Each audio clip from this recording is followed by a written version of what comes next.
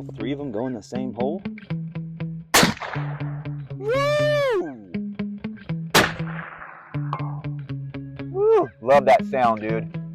Folks, what's going on? Michael back with another awesome episode. In today's episode, we're looking at my freshly built, put together, whatever you want to call it, Ruger American Generation 2 Predator 7 PRC. All right, folks, some of you may have seen the video where I introduced this weapon and I talked about, how long I had to wait to get it. A lot of you guys know that I have a 6.5 Creedmoor in the same model of weapon. Today's the big day. We're taking this out. We're going shooting. We're going to see what kind of groups we can get with it. I'm going to tell you guys all about my new scope that I got. I finally broke down and got a decent scope for this rifle. I'm going to start by saying that this rifle is almost identical to the budget build that Backcountry Podcast did. If you guys aren't familiar with that channel, I highly recommend you go check that dude out. It's awesome amount of knowledge there.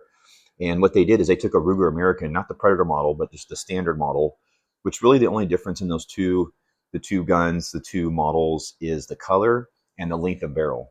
This is a 22-inch barrel, whereas the standard version is a 20-inch barrel. Chambered in 7 PRC with a Leupold scope, like this one is, except this is the 4.5 by 1440. He went with a 3.5 1040. So that's really the only difference. And then this being a Predator model in the builds, even down to the bipod, like everything. And that was a 3-part video series. And after watching that, the whole point of the video was trying to get a rifle under $1,200 that would be comparable to, say, like a $4,000 or $5,000 rifle for hunting. Okay. And I know that may sound way out in left field to a lot of you guys. This Ruger American is really an awesome rifle. Maybe not this particular one because I haven't even shot it yet, but my first experience last year with my 6.5 Creedmoor, I couldn't believe, how accurate that gun is. And almost every single review you watch about the Ruger Americans, it's just nothing but good. And it's mainly because of the price. You're getting accuracy that you would find like in $1,000, maybe $1,500 rifle out of a $500 to $600 rifle. So these retail in Oregon for right around the $550 mark. I think I got mine for a little bit less. Out the door, it was like $560 with the background check. So one thing that was said in the Backcountry podcast video, it's supposed to be a good rule of thumb if you're putting together a rifle. And that kind of clicked in my head and I kind of thought, okay, I'm going to try to stick to that standard, which is the amount of money you spend on your scope should be really close to the amount of money you spend on your rifle. That is like a decent all-around basic formula that you can use to put a scope on your rifle. So if you only spent, $350 on your Mossberg Patriot, then maybe you would spend $300 or $400 on your scope. Like I said, this rifle cost me right at $560 out the door. This scope, I paid exactly $599 for. And like I said, this is the Leupold. This is the 3 HD, 4.5 by 14 by 40, like I said earlier. And there's no parallax adjustment on this. This is kind of a basic scope, especially compared to my Amazon scope with all the trick features, whatever. But just looking through this glass, it's way nicer than my cheap scope. And the outside ring, you guys know when you look through a scope, you see like a ring around what you're viewing. And the ring on this one is just super thin. So it's really comfortable. As soon as you cheek up, like you're right there looking at the scope. And it's really a nice experience so far with without even shooting it yet. So one of my criterias for my scope, what I wanted, because I was also looking at Vortex. I was looking at the tactical. I almost went with that one. And that one retails for around $300-ish or whatever. What I really wanted is I wanted to be able to lock 0 and reset 0. So basically what this turret does is, now I can turn this. Let's see if you guys can get a little bit better picture, but you can turn this, right? Okay. Now it only goes up, and we'll get into that in a minute. So when I click like this, you hear that click, that locks back to 0. On top of that, there's these 2 set screws here. So basically what you do is you get out in the field, you zero the rifle, whether it be 100 or 200 yards. I'm going to go for 200. And then you take your turret off, and then you remount it on the 0 mark and clamp the turret back down. Now what happens is from there, you could only go up, which is what you want if you're doing long distance shooting. You know, for instance, if you're dialed in, you're set zero at 200 and you have a shot at 400, well, you're going to have to come up in elevation, and that's when you return your turret. This is a MOA scope. That's the measurements it comes in, and it's all labeled around here. It's very accurate, very nice, solid clicks. And so you could go on a calculator and do your dope or whatever, and then figure out, say, oh, okay, at 400 yards, if I'm zeroed at 200, I'm going to need 5.5 mils or whatever. And you can just push this button here, click over, put it on 5.5, boom, you're good. Leupold goes a step further with this. This is the CDS ZL. The ZL is for zero lock, and then I think the CDS is custom dial solution or something like that. Basically, what Leupold is doing is they're selling you the scope, and then after you go to the field and get it dialed in, whether it be at 200 or 100, you send them your stats and your specs on the gun. You tell them what kind of rifle it is. They want to know muzzle velocity, BC, blah, blah, blah. They want to know all the details of your ballistics, and then they're going to laser etch a custom turret for your scope and for your rifle. And that's free. After you buy the scope, they're going to do that for free. And you can get additional turrets if you were using the scopes on other models, or you switch this later down the line, like a couple years, you want to put this on, say, a 6.5 Creedmoor.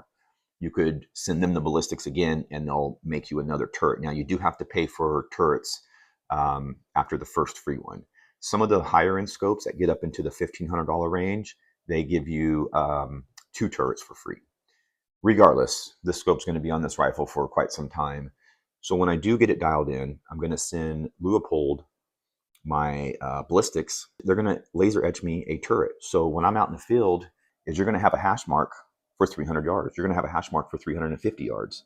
That deer's out there 475 yards. There's not going to be any thinking involved. You're just going to turn your dial to 475 yards, and you're going to be zeroed according to the ballistics and whatnot. And I've watched a few videos on it, and it seems pretty accurate. It seems like they're doing a good job with the ballistics and whatnot.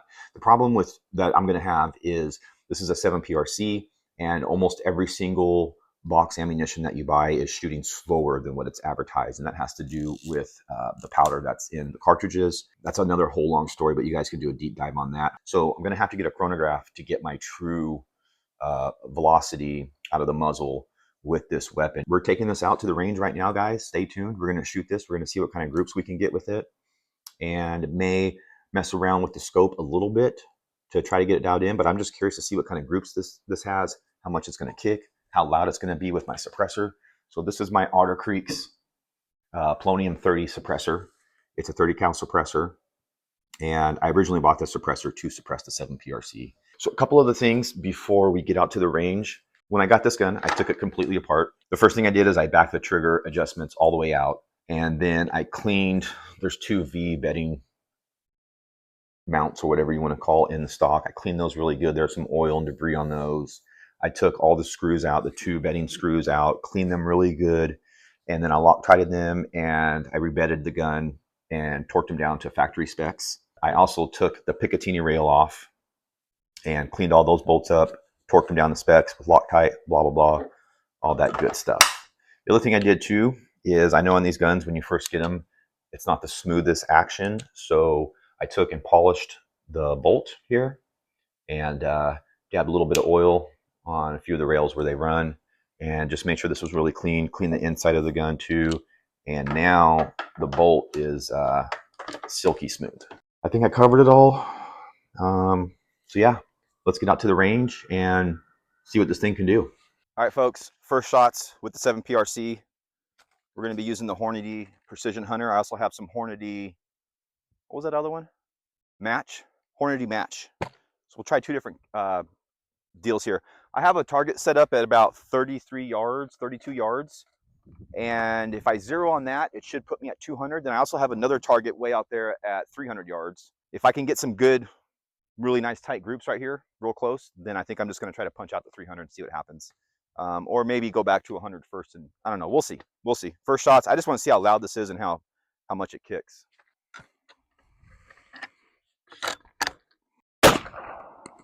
Recoil's not too crazy, and it's not that loud. You have earplugs in? Whew. That knocked the scope post up. All right, we're right next to the other one. I'm going to do one more Did all three of them go in the same hole? Oh, I think they did. That's pretty freaking rad. All three of them went in the same hole. All right, folks, I made adjustments on the sights one time, did some calcs in my head, kind of guesstimated, and came back there. This was the first shot here, and then the last two shots right here. I'm literally stacking bullets on top. So, and then that was the first round. So, wow. I know this is only 33, 32 yards, but might be ready to go for the bear that's way out there. You can kind of basically zeroed it out really quick on a target at 33 yards, which is supposed to put me, according to the dope, it's supposed to put me 0 at 200. I'm going straight for the 300-yard shot. I do have a little bit of conflicting info though, but we're gonna go 3 mils up, see what happens. Now there is a breeze too. It is a small target, so we'll see what happens. Going 3 up, got a spotter. Tell me if I'm close or not. See what happens here. The stump behind it blew up. Yep. So you think I'm high? I'm gonna say I'm high. Okay, we're gonna go to 2 MOAs then, above 0. See what happens.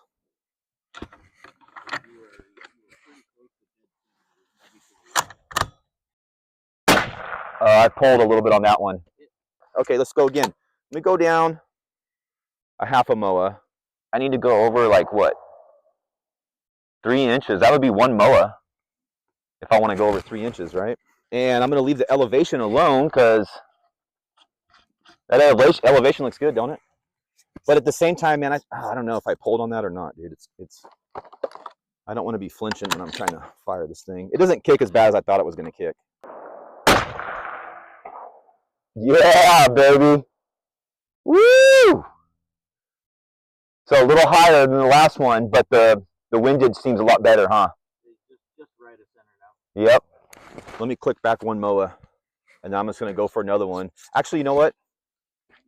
I'm going to leave it and see where the grouping is at 300 yards. Oh, dude, this is rad.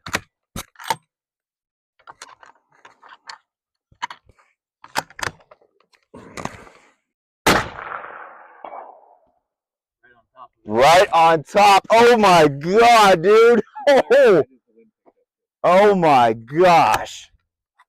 Let me go one more. Holy cow.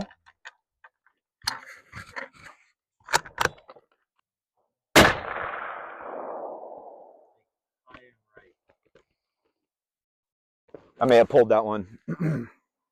Shoot. Getting all excited. Joey. Just below the other two. I probably pulled that other shot, but dude, I don't even know if I want to adjust anything because that's not that big a target.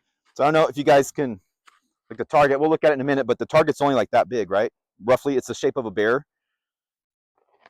And dude, did 6 shots at 33, 32 yards, and then we just started punching out to 300 on this gun. This is amazing, amazing. So, ooh, that barrel's hot too. I'm gonna let that cool down.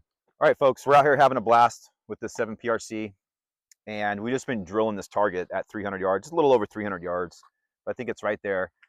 I just tried my AK on it, and it took 20 rounds. On the very last round, I hit it, which that was with open sights at 300 yards. So that's kind of awesome. I'm gonna pump a couple in here. Maybe we'll do 2 of the Precision Hunter, and then we'll do 1 of these. Now we've been hitting it. We didn't do any adjustments to the scope, and we've been hitting it with this match. It just seems that shooting with the match is just a hair lower at 300 yards, but we'll see what happens here.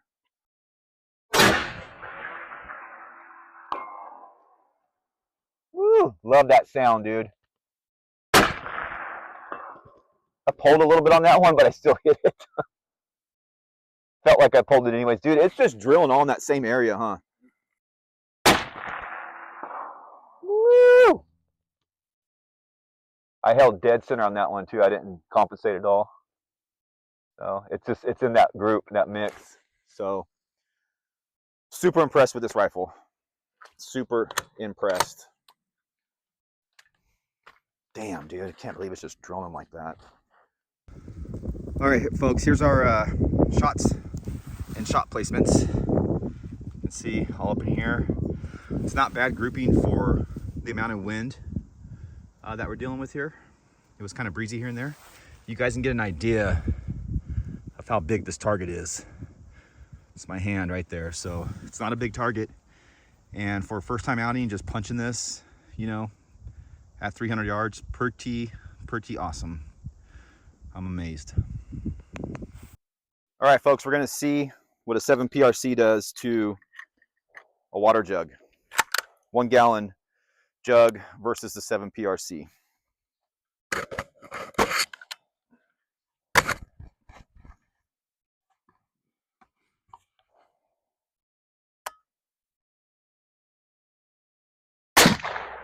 Woo!